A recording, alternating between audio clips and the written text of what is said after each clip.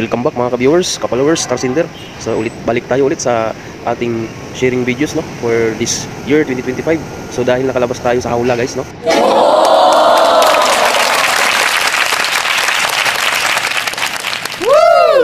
So ayan, dahil dito na tayo sa Magallanes no. Galing tayo ng Cavite. Biyahe tayo paalabang hanggang dito sa Magallanes sa ilalim ng tulay station ng MRT.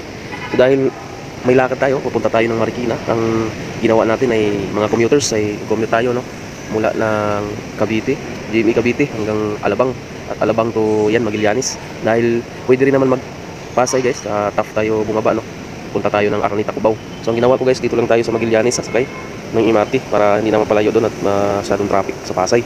So ayan, dahil tayo ay pupunta sa station, naglalakad tayo, tatawid tayo dito sa kahabaan ng Makati sa Chino Roces Highway no.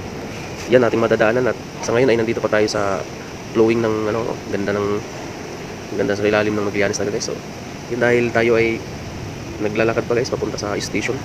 Yun, ating binibidyohan muna ang mga tanawin no na dating gawi ay ating minsan lang tayong makakapasyal. So yan, binibidyohan natin yung mga paligid.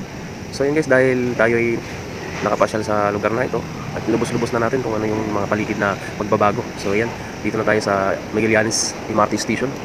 Tayo ay pupunta ng Araneta, Cubao. Doon ang ating tumbok no para sasakay tayo papuntang Marikina Bayan.